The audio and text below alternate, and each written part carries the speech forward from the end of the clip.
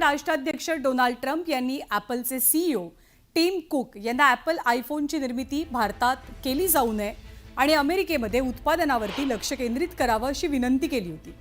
Donald Trump यांनी दुसऱ्या टर्ममध्ये अमेरिकेला पुन्हा एकदा मोठं आणि महान करण्याचा संकल्प केलाय आणि यासाठी ते वेगवेगळ्या मार्गांचा अवलंब करतात। जगभरातील विविध देशांना टॅरिफचा दणका देऊन त्याला पुन्हा 90 दिवसांची स्थगिती देणाऱ्या ट्रम्प यांनी ट्रूथवरील सोशल अकाउंटवरनं एक मोठी घोषणा केली।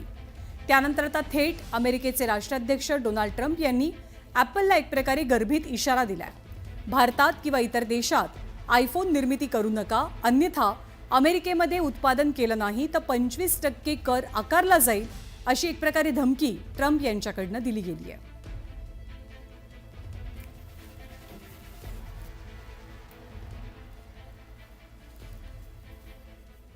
आणि यानंतर आपण टॉप 18 बातम्या पाहूया। टॉप 18 प्रायोजक डिफेन्स करियर अकॅडमी। युवक युवतींनो, भारतीय सैन्यात घडवा अभिमानास्पद करियर। रत्नागिरीमध्ये भाजप महिला पदाधिकारी आणि पोलिसांमध्ये बाचाबाची।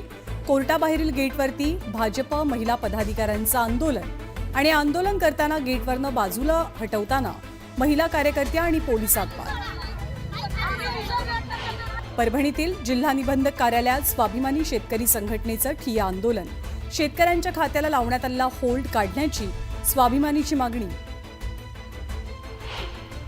जळगावच्या नवीन बीजे मार्केटमध्ये घाणीचं साम्राज्य। दुकानदारांसह व्यापाऱ्यांकडून संताप। तातडीनं मार्केट स्वच्छ करण्याची मागणी। जळगाव जिल्ह्याच्या यावल येथील मुख्य रस्त्यावरील अतिक्रमणधारकांना नगरपालिकेची नोटीस।